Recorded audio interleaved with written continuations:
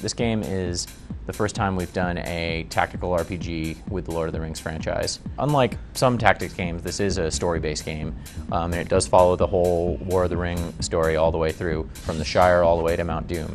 Each mission is, and the whole campaign is actually set up using movie clips from the New Line Cinema films. They look really, really good on the PSP because the PSP is a really great movie playing device. The kind of most exciting thing about the single player game is that we have both a light side campaign and a dark side campaign, or as we call them, the Fellowship campaign and the Host of Mordor campaign. Each of them has its own story, as a matter of fact.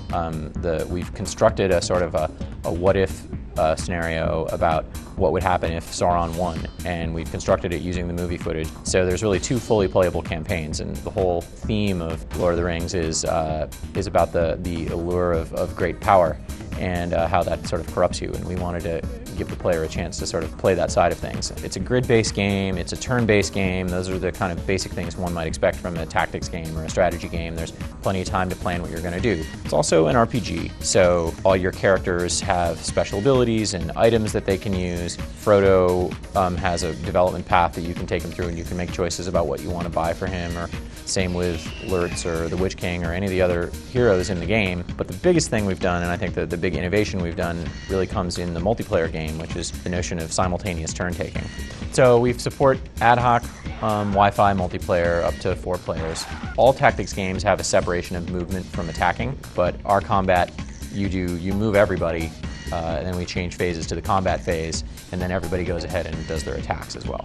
Turn-based games, the biggest problem with them is that you spend 50% of the game sitting around doing nothing. And we really wanted to figure out a way that I could sort of make my plans and take all the time I wanted and look at stats and min-max the game or however I want to play, and you can be doing the same thing. And when we've put in our orders, we both press a button, and then the game resolves the turn and figures out what happens. It really turns into creates some really interesting gameplay options, because I have to be thinking about what you're going to do as I'm making my plans. And as you get deeper and deeper into the game, you realize there's a lot of depth there and a lot of options. You know, we're really pleased with the visual look of the game. We think we've captured the sort of art style of the films really well, and we're also really excited about the range of characters that we've managed to get in the game.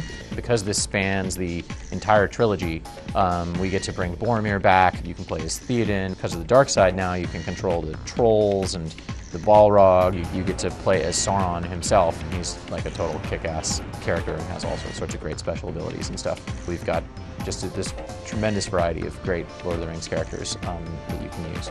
Lord of the Rings Tactics, it's a PSP exclusive, and it's available in early November.